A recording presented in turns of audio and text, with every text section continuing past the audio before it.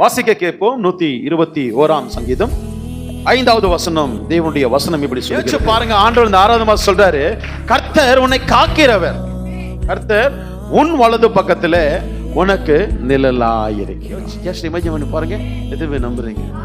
நான் சொல்றேன், நீங்க நடந்து போகும்பொழுது அதை உணர்வீங்க. நீங்க டூ வீலர்ல போகும்போது நீங்க உணர்வீங்க.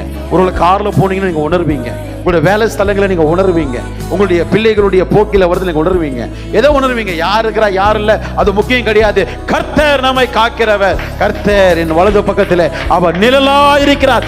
ஏன் நிழலா இருக்கிறாரு? பகலிலே வெயிலாகிலும் இரவில நிலவாகிலும் என்னை சேதப்படுத்துவதில்லை. வர்றவன் போறவனுக்கெல்லாம் நீங்க பயந்துக்கிட்டு ஃபீல் பண்ணிக்கிட்டு நேரத்தை வீணடிச்சுக்கிட்டு உங்க ஆரோக்கியத்தை கெடுத்துக்கிட்டு உங்களுக்கு வைத்திருக்கிற தேவனுடைய தரிசனத்தை, வாக்குத்தத்தத்தை, ஆசீர்வாதத்தை தாமதித்து கொண்டிருக்கிறீங்க. பாருங்களேன், நீங்க தூங்குறீங்களா? தூங்குவீங்களா? நீங்க அவர் என்ன பண்றது இல்ல, உறங்குவதும் இல்ல, தூங்குவதும் இல்லை. ஏன்? பகலில் வெயிலாகிலும் இரவில நிலவாகிலும் என்ன பண்ணக்கூடாது? என்ன சேதப்படுத்தக்கூடாது. அடுத்தது, கர்த்தர் என்ன எல்லா தீங்குக்கும் விலக்கி காப்பாரு.